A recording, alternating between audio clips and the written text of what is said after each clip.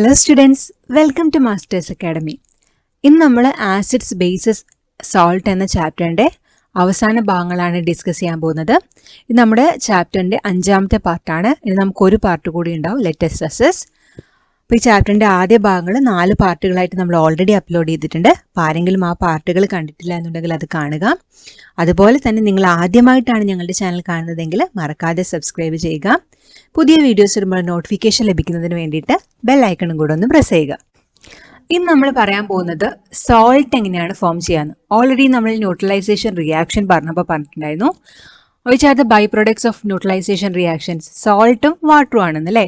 എങ്ങനെയാണ് നമ്മൾ പറഞ്ഞിട്ടുണ്ടായിരുന്നത്? Acid plus alkali. ഒരു ആസിഡും ആൽക്കലിയും കൂടെ റിയാക്ട് ചെയ്യുമ്പോൾ നമുക്ക് എന്തൊക്കെ കിട്ടും? വാട്ടറും കിട്ടും, ഒരു സോൾട്ടും കിട്ടും അല്ലേ. അങ്ങനെയാണ് നമ്മൾ പഠിച്ചിട്ടുണ്ടായിരുന്നത്. ഒരു എക്സാമ്പിൾ നമ്മൾ പറഞ്ഞിട്ടുണ്ടായിരുന്നു. എന്ത്? സോഡിയം ഹൈഡ്രോക്സൈഡ് NaOHഉം HCl, അതായത് ആസിഡും ആൽക്കലിയും തമ്മിൽ റിയാക്ട് ചെയ്തപ്പോൾ നമുക്ക് എന്തൊക്കെ കിട്ടി? വാട്ടർ കിട്ടി അല്ലേ, H2O കിട്ടി. കൂടാതെ നമുക്ക് എന്തും കൂടി കിട്ടി? NaCl കിട്ടി.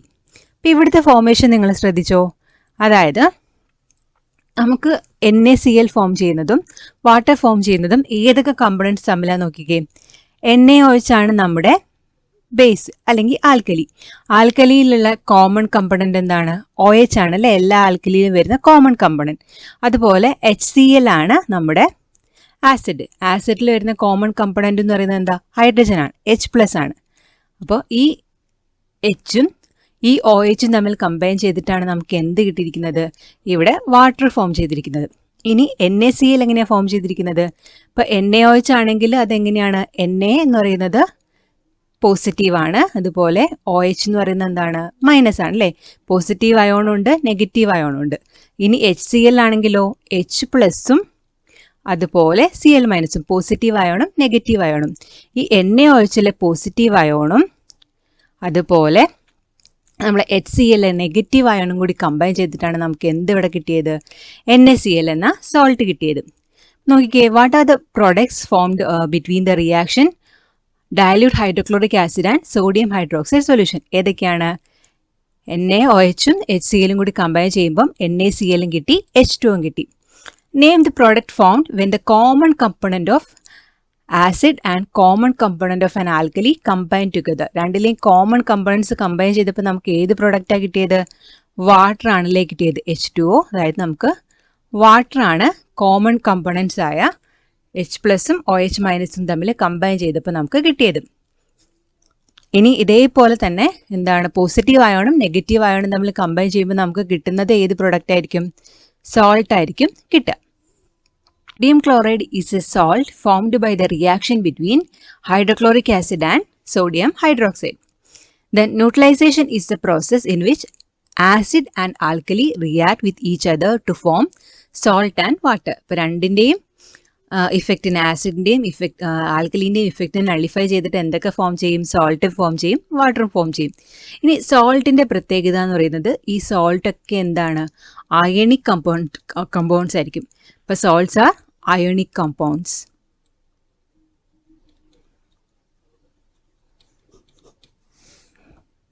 ഈ ക്വസ്റ്റ്യൻ നോക്കിക്കേ. Complete the equation for the reaction between dilute sulphuric acid and magnesium hydroxide. ഏതൊക്കെ തമ്മിലാണ് റിയാക്ഷൻ നടക്കുന്നത്?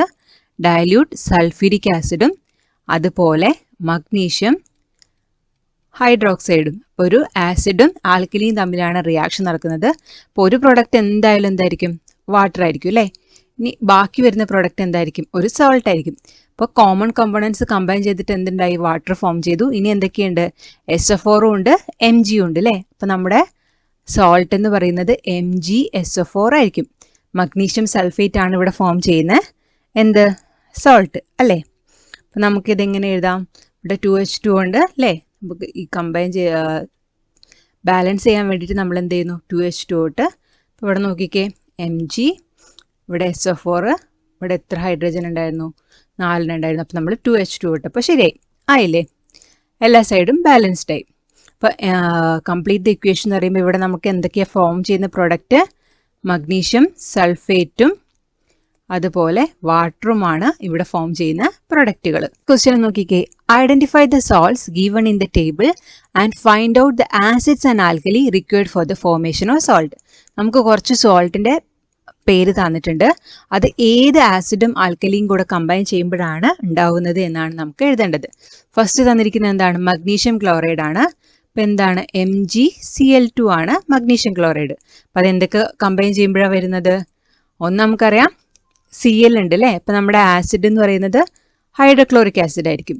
ദെൻ Mg ഉണ്ട്. അപ്പം ഇനി അത് ബേസ് ആണ് വേണ്ടത്. അപ്പോൾ എന്തായാലും OH വേണം. അപ്പം Mgൻ്റെ കൂടെ നമുക്ക് OH ട്വൈസ് അല്ലേ, MgOH ട്വൈസ്. മഗ്നീഷ്യം ഹൈഡ്രോക്സൈഡും കൂടെ കമ്പൈൻ ചെയ്യുമ്പോൾ നമുക്ക് MgCl2 കിട്ടും. ഇനി കാൽസ്യം സൾഫേറ്റ് വേണം. കാൽസ്യം സൾഫേറ്റിന് ഇവിടെ എന്തുണ്ട്? SO4 വരുന്നുണ്ട് അല്ലേ. അപ്പം SO4 വരണമെങ്കിൽ നമ്മുടെ ആസിഡ് എന്ന് പറയുന്നത് H2SO4 ആയിരിക്കണ്ടേ? സൾഫ്യൂരിക് ആസിഡ് ആയിരിക്കണം. ഇനി നമുക്ക് എന്ത് വേണം? ഇവിടെ ഒരു ആൽക്കലി വേണം. ഇതെന്തായാലും ഹൈഡ്രോക്സൈഡ് ആവണം. നമുക്കിവിടെ കാൽസ്യം ആണുള്ളത്. അപ്പോൾ കാൽസ്യം ഹൈഡ്രോക്സൈഡ് വേണം. CaOH ട്വൈസ് ആണ് എന്ത്? Calcium hydroxide. Then aluminium sulphate, ഇവിടെ SO4 വന്നിട്ടുണ്ട്. SO4 വരുമ്പോൾ നമുക്ക് എന്തായിരിക്കും? നമ്മുടെ ആസിഡ് എന്ന് പറയുന്നത് H2SO4 ആണ്. ഇനി ഇവിടെ വരുന്ന ബേസിക് എന്ന് പറയുന്നത് എന്താണ്? അലുമിനിയം സൾഫേറ്റ് ആണ്. അപ്പം എന്ത് വേണം? അലുമിനിയം ഹൈഡ്രോക്സൈഡ് വേണം അല്ലേ. അലുമിനിയം ഹൈഡ്രോക്സൈഡിൻ്റെ കെമിക്കൽ ഫോർമുല എന്ന് പറയുന്നത് എന്താണ്? AlOH ത്രൈസ് ആണ്. ഇത് കണ്ട് ആരും പേടിക്കേണ്ട. നമുക്ക് ഈ കെമിക്കൽ ഫോർമുല എഴുതുന്നത് പഠിക്കാനുണ്ട്. വളരെ എളുപ്പത്തിൽ പഠിക്കാം കേട്ടോ. ഇതെങ്ങനെയാണ് എഴുതുന്നതെന്ന്. സോഡിയം നൈട്രേറ്റ് എന്ന് പറയുന്നത് NaNO3 ആണ്. അപ്പോൾ അവിടെ എന്തുണ്ട്? നൈട്രിക് ആസിഡ് ഉണ്ട് അല്ലേ. NO3 ആണ് വരുന്നത്. അപ്പോൾ ആസിഡ് എന്ന് പറയുന്നത് HNO3 ആയിരിക്കും. അതുപോലെ Na ആണ് ഉള്ളത്. അപ്പോൾ ഹൈഡ്രോക്സൈഡ് ഏത് വേണം? NaOH. ദെൻ അടുത്തത് പൊട്ടാസ്യം സൾഫേറ്റ്. ഇവിടെ PO4 ആണ് വന്നിരിക്കുന്നത്. PO4 വരുന്ന ഒരു ആസിഡ് നമ്മൾ പഠിച്ചിട്ടുണ്ട്. ഏതാണ്? H3PO4 അല്ലേ. ഇനി K3 ആണ് അല്ലേ. K ആണ്, പൊട്ടാസ്യം ആണുള്ളത്. അപ്പോൾ പൊട്ടാസ്യം വരുന്ന ഹൈഡ്രോക്സൈഡ് എന്തെഴുതും? KOH, potassium hydroxide. അപ്പം നമ്മളെല്ലാ കെമിക്കൽ ഫോമിലെയും ആസിഡും ആൽക്കലി ഏതാന്ന് തിരിച്ചറിഞ്ഞില്ലേ? പറഞ്ഞു സോൾട്ടിന്റെ നേച്ചർ എന്ന് പറയുന്നത് എന്താണ്? അയണിക് കോമ്പൗണ്ട്സ് ആണ് നമ്മൾ പറഞ്ഞു അല്ലേ. സോൾട്ട് എന്ന് പറയുന്നത് അയണിക് കോമ്പൗണ്ട്സ് ആണ്. Salts are ionic compounds. അതായത് salt dissociate into positive and negative ions when dissolved in water or melted. നമ്മൾ കുറച്ച് ഉപ്പ് എടുത്ത്, അല്ലെങ്കിൽ ഉപ്പ് എന്ന് പറയുന്നത് എന്താ? Sodium chloride NaCl. ഇതിനെ നമ്മൾ സൊല്യൂഷൻ ആക്കുവാണെങ്കിലും അല്ലെങ്കിൽ മെൽറ്റ് ചെയ്യുകയാണെങ്കിലും അത് എന്തായിട്ട് മാറും? അതിൻ്റെ കറസ്പോണ്ടിങ് അയോൺസ് ആയ Na+ഉം Cl- ആയിട്ട് മാറും. അതാണ് പറയുന്നത് salt dissociate into positive and negative ions when dissolved in water or when melted. ഇനി നിങ്ങൾ കുറച്ച് മനസ്സിലാക്കി വെക്കേണ്ട അയോൺസിൻ്റെ ചാർജ് ഒന്ന് മനസ്സിലാക്കി വെക്കണം. ഇപ്പം കുറച്ച് എക്സാമ്പിൾ നിങ്ങൾക്ക് തന്നിട്ടുണ്ട്. എല്ലാം ഒന്ന് ശ്രദ്ധിച്ച് വായിച്ചു നോക്കാം. പൊട്ടാസ്യം അയോൺ ആണെങ്കിൽ കണ്ടോ, പോസിറ്റീവ് ചാർജ് ആണ്, K+ ആണ്. ഹൈഡ്രോക്സൈഡ് ആണെങ്കിൽ OH- ആണ്. സിങ്ക് ആണെങ്കിൽ Zn2+ ആണ്. കാർബണേറ്റ് ആണെങ്കിലോ CO3 2-. കാരണം നിങ്ങൾക്ക് ഇനി സോൾട്ടിൻ്റെ എന്ത് പഠിക്കാനുണ്ട്? കെമിക്കൽ ഫോമുല എഴുതുന്ന പഠിക്കാനുണ്ട്. അപ്പം വരുന്ന ചാർജ് എന്താണെന്ന് നിങ്ങളൊന്ന് ഓർത്ത് വെച്ചാൽ മാത്രമേ അത് എഴുതാൻ പറ്റുള്ളൂ. ഇപ്പോൾ ഓരോന്നിൻ്റെ ചാർജ് നിങ്ങളുണ്ടോ? Fe2+, Fe3+. അതായത് ഫെറസ് അയൺ ആണെങ്കിൽ Fe2+, ഫെറിക് ആണെങ്കിൽ Fe3+, നൈട്രേറ്റ് ആണെങ്കിൽ NO3-, സൾഫേറ്റ് അയോൺ ആണെങ്കിൽ SO4 2-. അപ്പോൾ നിങ്ങളുടെ ടെക്സ്റ്റിൽ ഇതുപോലൊരു ചാർട്ട് തന്നിട്ടുണ്ട്. എല്ലാം ഒന്ന് ശ്രദ്ധിച്ച് മനസ്സിലാക്കി വയ്ക്കാം. കോമൺ ആയി ചോദിക്കുന്ന PO4 3-, SO4 2-, NO3-, HCO3-, CO3 2-, OH-. ഇതൊക്കെ കോമൺ ആയിട്ട് വരുന്നതാണ്. അതേപോലെ PO4 3-. അപ്പോൾ അതൊക്കെ ഒന്ന് ഓർത്ത് വയ്ക്കുക. നിങ്ങൾക്ക് അടുത്ത് തന്നിരിക്കുന്നത് ഒരു ടേബിൾ കംപ്ലീറ്റ് ചെയ്യാണ്. നെയിം ഓഫ് സോൾട്ടും കെമിക്കൽ ഫോമുലയും അതിലെ പോസിറ്റീവ് അയോണും നെഗറ്റീവ് അയോണും നമുക്ക് എഴുതണം. കുറച്ച് ഉദാഹരണങ്ങൾ തന്നിട്ടുണ്ട്. നോക്കിക്കേ, സോഡിയം ക്ലോറൈഡ് ആണ്. കെമിക്കൽ ഫോമുല NaCl ആണ്. അറിയാവുന്ന കാര്യമാണ്. അതിലെ പോസിറ്റീവ് അയോൺ എന്ന് പറയുന്നത് Na+ഉം നെഗറ്റീവ് അയോൺ Cl- ആണ്. ദെൻ മഗ്നീഷ്യം സൾഫേറ്റ് എന്താണ്? MgSO4 ആണ് അല്ലേ. അതിൻ്റെ കെമിക്കൽ ഫോമുല എന്ന് പറയുന്നത്. അപ്പോൾ അതെന്തായിട്ട് മാറും? Mg2+. ഇതിനാണ് ഞാൻ നേരത്തെ പറഞ്ഞത് നിങ്ങൾക്ക് ഓരോന്നിൻ്റെ ചാർജ് എത്രയാണെന്ന് അറിയണം. Mg ആണെങ്കിൽ Mg2+ ആയിട്ടാണ് മാറുക. SO4 ആണെങ്കിൽ എങ്ങനെയാണ് മാറുക? SO4 2- ആയിട്ടാണ് മാറുക. ഇനി അതുപോലെ കാൽഷ്യം കാർബണേറ്റ് എന്ന് പറയുന്നത് എന്താണ്? CaCO3 ആണ്. അപ്പോൾ Ca ആണെങ്കിൽ എന്തായിട്ട് മാറും? Ca2+. ഇനി CO3 ആണെങ്കിൽ എങ്ങനെയാണ് മാറുക? CO3യും അതേപോലെ CO3 2- ആയിട്ടാണ് മാറുക. ഇവിടെ എന്ത് എഴുതണം? Ca2 plus CO3 2-. ഇനി നമുക്ക് 2 ഉദാഹരണങ്ങളും കൂടി വേണം. അടുത്ത ഉദാഹരണം നമുക്ക് എന്ത് എഴുതാം? കാൽഷ്യം കാർബണേറ്റ് തന്നിട്ടുണ്ട്. നമുക്കൊരു ഉദാഹരണം സോഡിയം നൈട്രേറ്റ് എഴുതാം. സോഡിയം നൈട്രേറ്റിന്റെ കെമിക്കൽ ഫോർമുല എന്ന് പറയുന്നത് NaNO3 ആണ്. അപ്പൊ അതെങ്ങനെയാണ് അയോൺസ് ആയിട്ട് മാറുക? Na ആണെങ്കിൽ നിങ്ങൾക്ക് എല്ലാവർക്കും അറിയാം അല്ലെ, Na+ ആയിട്ട് മാറും. NO3 ആണെങ്കിലോ NO3- ആയിട്ടാണ് മാറുക. ഇനി മറ്റൊരു ഉദാഹരണം നോക്കാം. അലുമിനിയം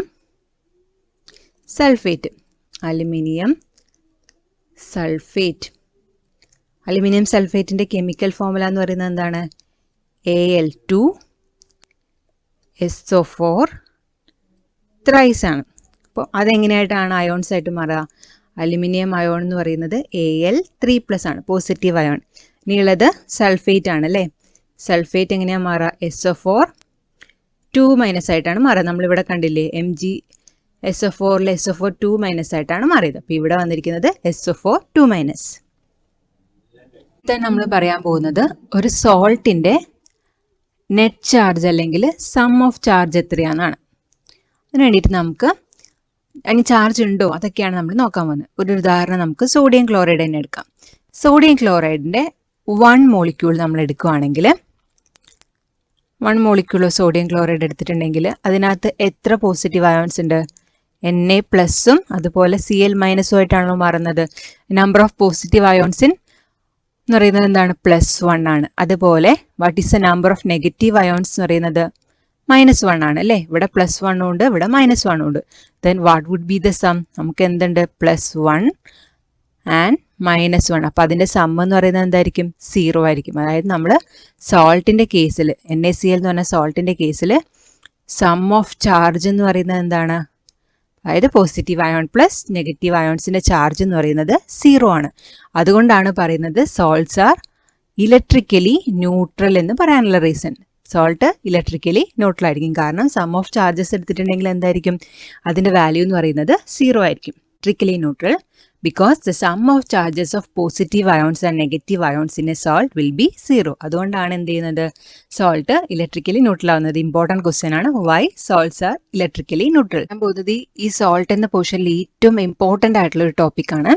അതായത് method of writing the chemical formula of salt. സോൾട്ടിൻ്റെ കെമിക്കൽ ഫോർമുല എങ്ങനെയാണ് എഴുതാമെന്നാണ് നമ്മൾ നോക്കുന്നത്. നമുക്ക് 2 ഉദാഹരണങ്ങൾ നോക്കാം. നമ്മൾ പോസിറ്റീവ് അയോൺ ആയിട്ട് മഗ്നീഷ്യം എടുക്കണോ, നെഗറ്റീവ് അയോൺസ് ആയിട്ട് ഫോസ്ഫേറ്റ് അയോണും ഉണ്ട്, കാർബണേറ്റ് അയോണും ഉണ്ട്. അതായത് മഗ്നീഷ്യം ഫോസ്ഫേറ്റ് അയോണും കാർബണേറ്റ് അയോണും കൂടി കമ്പൈൻ ചെയ്യുമ്പോൾ 2 സോൾട്ടുകൾ ഉണ്ടാവും. ആ 2 സോൾട്ടിൻ്റെ കെമിക്കൽ ഫോർമുലയാണ് നമ്മൾ എഴുതാൻ പോകുന്നത്. അതിനായിട്ട് നമ്മൾ ചെയ്യേണ്ട ഫസ്റ്റ് സ്റ്റെപ്പ് ഇതാണ്. സ്റ്റെപ്പ് 1ൽ നമ്മൾ എന്താ ചെയ്യുന്നത്? സോൾട്ടിൻ്റെ സിമ്പിൾ, അതായത് പോസിറ്റീവ് അയോൻ്റെ നെഗറ്റീവ് അയോൻ്റെ സിമ്പിൾ വിത്ത് ചാർജ് നമ്മൾ എഴുതുന്നു. മഗ്നീഷ്യത്തിന് 2+ഉം ഫോസ്ഫേറ്റ് അയോൻ്റെ ചാർജ് എന്ന് പറയുന്നത് എന്താണ്? 3- ആണ്. ഇനി നിങ്ങൾ ചെയ്യേണ്ട കാര്യം ഇതാണ്. രണ്ടിൻ്റെയും ചാർജ് നോക്കിക്കേ. പോസിറ്റീവ് അയോൻ്റെ ചാർജ് 2ഉം നെഗറ്റീവ് അയോൻ്റെ ചാർജ് 3ഉമാണ്. ഇത് രണ്ടും നമ്മൾ സബ്സ്ക്രിപ്റ്റ് ആയിട്ട് എഴുതും. അതായത് ഇവിടെ താഴെ എഴുതും, ഇങ്ങനെ എഴുതും. സബ്സ്ക്രിപ്റ്റ് ആയിട്ട് എഴുതുമ്പോൾ വെറുതെ അങ്ങ് എഴുതിയാൽ പോരാ, പരസ്പരം ഇന്റർചേഞ്ച് ചെയ്തിട്ട് വേണം എഴുതാൻ. അതായത് മഗ്നീഷ്യത്തിൻ്റെ ആർക്ക് കൊടുക്കും? ഫോസ്ഫേറ്റിന് കൊടുക്കും.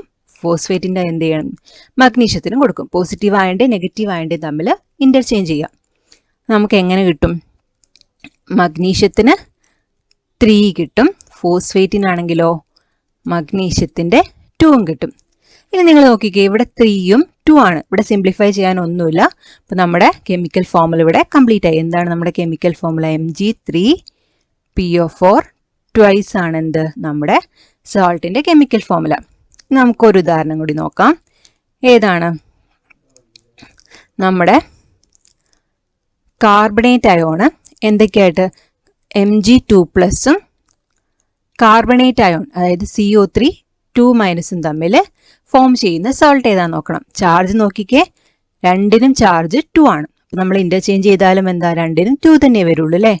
Mg2 CO3 ഇവിടെയും 2 വരും. ഇനി ഇവിടെ നിങ്ങൾ കാണുന്നുണ്ടോ?